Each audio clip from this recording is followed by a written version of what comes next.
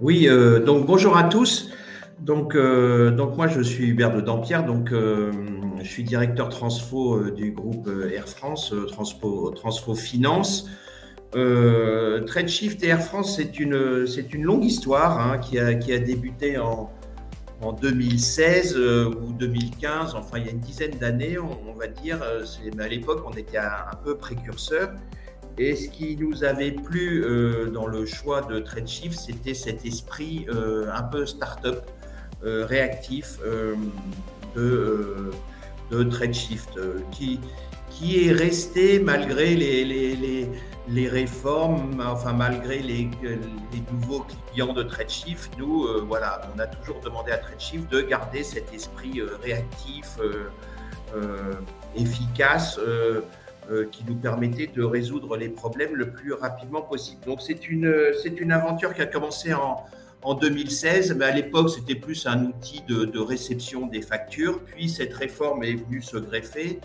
Et à ce moment-là, on a demandé à TradeShift, est-ce que votre stratégie est de devenir une PDP? À l'époque, ça devenait les PDP. TradeShift nous a dit bien sûr. Donc lorsque la réforme est arrivée, on a conservé TradeShift. Donc ça n'a pas été un énorme stress que de contractualiser, puisque c'était déjà contractualisé. On sait pas, voilà, on n'a pas refait un appel d'offres. On a conservé TradeShift qui était bien connecté avec notre SAP. Néanmoins, on a fait appel à un cabinet, à des consultants. On a structuré le projet. On a cherché un sponsor qui était le DG Finance, hein, parce qu'on lui a expliqué que c'était un projet hyper structurant. Et donc, depuis 2022, on est resté avec TradeShift et j'avoue que les choses se passent bien puisque TradeShift a été certifié. TradeShift est toujours dans la course des plateformes qui seront certifiées dans le futur, puisqu'il y a encore une petite étape à passer. Et là, pour l'instant, les choses se passent très bien avec cette plateforme qui est notre plateforme entrante.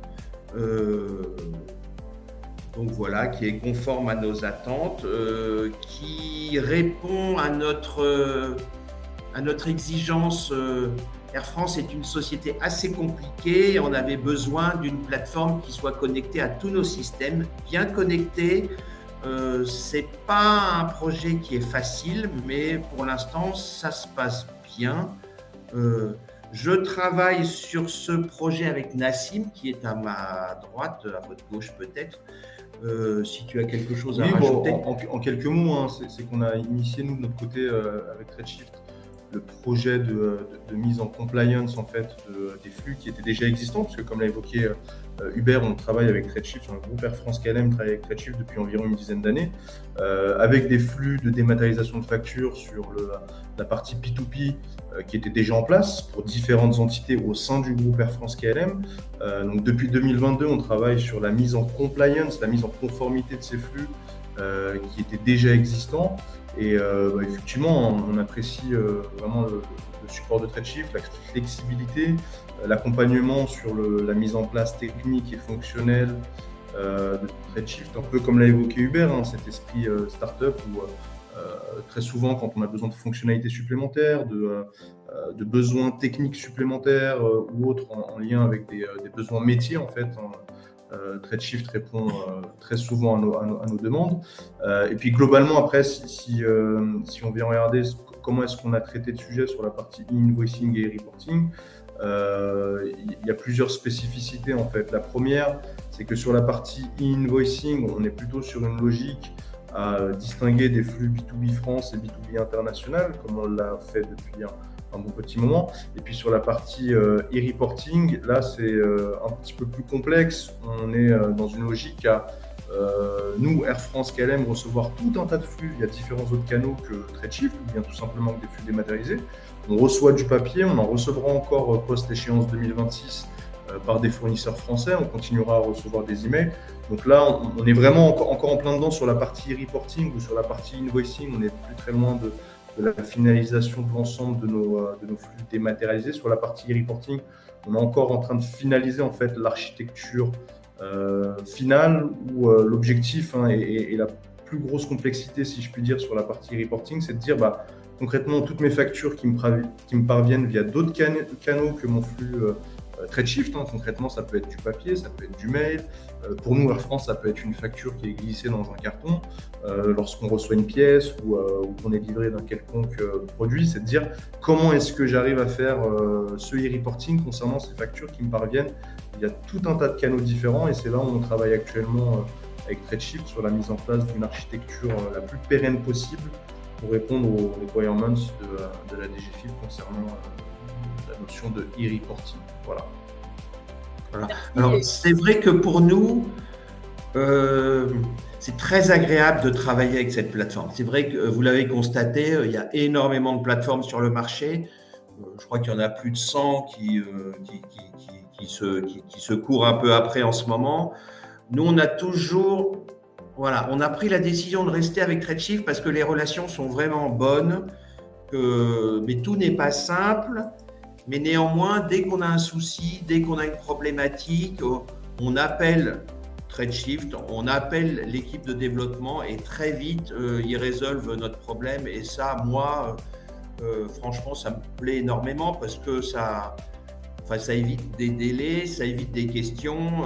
On a des relations hyper réactives. On n'hésite pas à s'appeler, à s'envoyer des WhatsApp, à résoudre les problèmes.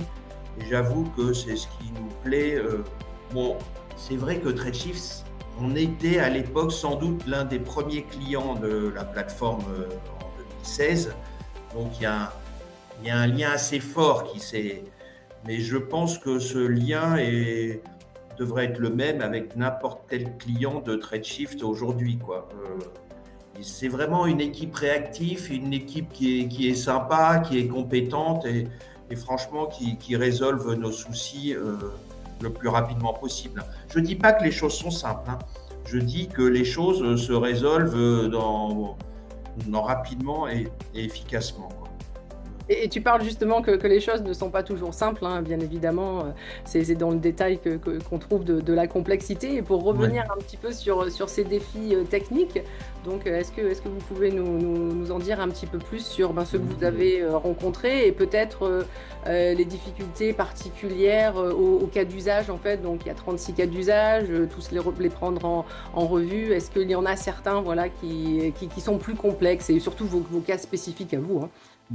Alors, d'un point de vue technique, je vais essayer d'y répondre sans forcément trop aller dans le détail, mais effectivement, on a rencontré plusieurs problématiques, mais si je tente de résumer, le principal défi, ça a été de pouvoir faire la transition entre les process existants, les outils qui sont déjà aujourd'hui en production, que ce soit des ERP Finance, des outils de middleware, des outils de démat comme TradeShift, vers une solution qui soit conforme à la réglementation. Et c'est là vraiment où est la grosse complexité, c'est de dire aujourd'hui j'ai des process, j'ai des outils, j'ai des ERP qui fonctionnent, qui sont en place, qui sont utilisés par tout un tas d'équipes et énormément de personnes. Et la problématique, c'est de dire comment je fais pour switcher de la manière la plus simple possible de ces solutions qui existent aujourd'hui vers une solution qui est compliant, vers un process qui est compliant et vers quelque chose qui répond légalement et fiscalement à l'ensemble des demandes de l'État français. Donc là, concrètement, pour une entreprise comme Air France, qui est une entreprise qui travaille sur différents métiers, que ce soit la partie cargo, l'engineering en maintenance, le transport de passagers, et qui possédait tout un tas d'outils de gestion de factures, de réception de factures, incluant ou pas TradeShift. L'objectif, ça a été finalement de se dire concrètement, qu'est-ce qu'il va falloir faire pour être compliant d'ici à 2026. Et la principale problématique, ça a été de se dire, et le choix qu'il a fallu souvent faire, c'était de se dire finalement, est-ce que je mets en place un tout nouveau processus où je réalise une refonte complète de mon processus d'intégration de factures P2P, c'est-à-dire que concrètement, je casse tout ce qui existe, où je viens tout refondre et je viens tout recommencer à zéro, ce qui implique du coup un change très important sur la partie change management, où là on serait très sollicité, ou alors pour le coup on serait plutôt sur une logique de viser uniquement la partie compliance sur le flux P2P. On travaille avec TradeShift, on s'attache à dire concrètement, l'objectif aujourd'hui, c'est juste d'être compliant. Et puis finalement, sur la partie standardisation, simplification, refonte des processus, on y va step by step, et étape par étape, sur l'ensemble des parcours métiers et l'ensemble des entités métiers qu'on a au sein d'Air France. Et c'est plus ou moins là où les défis les plus importants se sont présentés, ou en fonction des entités au sein d'Air France, en fonction des équipes métiers, de la manière dont elles étaient structurées, en fonction des outils, des ERP, parce qu'on a parfois des ERP qui sont d'un certain âge, si je puis dire, où on a une certaine liberté d'implémenter de nouveaux flux techniquement compliant ou pas avec la réforme. Et en fonction de ces différents éléments, c'est là où en fait on a dû faire certains choix. Et puis concrètement, c'est ce qu'on a fait sur l'ensemble des mises en place techniques aujourd'hui, et c'est le principal défi auquel il a fallu répondre depuis qu'on a démarré le projet courant 2022. Bon, donc tout ça pour dire que c'est un vrai projet transverse qui a impliqué les achats, la compta, les data, parce qu'on doit nettoyer nos data, l'IT, la fiscalité, pas mal aussi. On a mis en place un STIRCO projet, dont les échéances, c'est tous les mois, alors qu'auparavant c'était tous les trimestres, mais là on a décidé de raccourcir dans ce délai. On est soutenu par le DG Finance qui prend ça très à cœur. On essaye aussi que nos clients et nos fournisseurs, dont certains sont pas forcément très stressés, alors qu'ils devraient l'être beaucoup plus à moins d'un an des échéances. Donc, on essaye de les inciter à avoir eux-mêmes leur propre plateforme et si possible TradeShift. Donc voilà, mais c'est pour dire qu'on a un vrai projet, c'est un vrai projet au sein du groupe et les gens sont très impliqués et même intéressés par l'avancée. Voilà, on a un deadline à respecter et on souhaite le respecter. Et TradeShift nous aide parce qu'ils sont là et eux ont le même deadline que nous.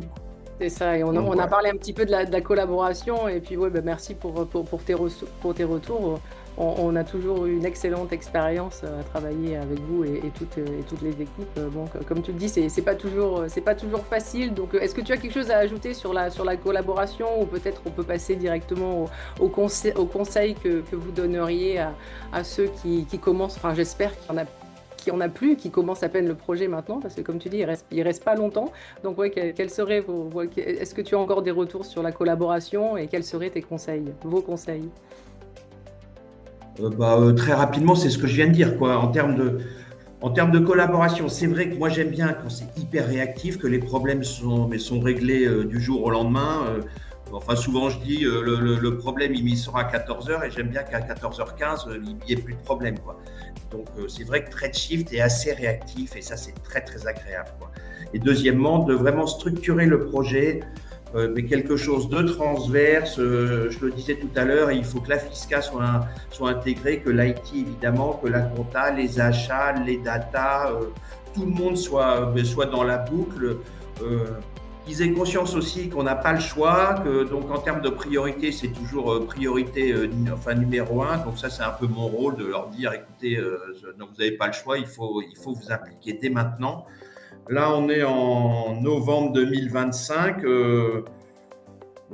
Ceux qui ne sont pas encore impliqués doivent l'être avant le 17 novembre, 17h, quoi. Il faut pas perdre de temps, quoi. Donc voilà. Je partage tout à fait ce que vient de dire Hubert, c'est qu'on est à moins d'un an du lancement effectif, de l'entrée en vigueur effective de cette réforme.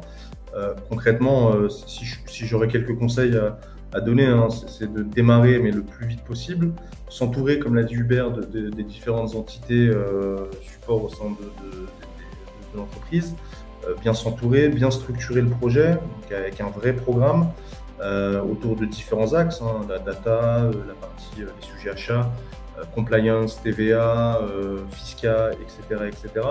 Et puis surtout d'être hyper clair sur l'existant, c'est-à-dire démarrer aussi avec toutes les étapes de gap analysis, de cadrage, qui permettent de comprendre aujourd'hui où est-ce qu'on en est, où est-ce que ces entreprises en seraient, c'est-à-dire concrètement aujourd'hui comment j'envoie ma facture, quelles données sont à disposition et quel est l'effort que je dois faire pour arriver à la cible en fait, qui est rendue obligatoire à partir du 1er septembre 2026. Quelles sont toutes les données qui ne sont pas présentes aujourd'hui, que je vais devoir intégrer dans mes systèmes d'information, dans mes ERP, dans l'ensemble de mes flux de facturation, reçus ou émis. Quels sont les efforts techniques que je vais devoir réaliser afin de pouvoir mettre en place de nouveaux flux avec cette plateforme agréée, cette PA, anciennement PDP. Donc effectivement, c'est de démarrer le plus rapidement possible, de bien structurer, d'être clair sur l'existant et sur la cible et de l'étape à franchir pour y arriver.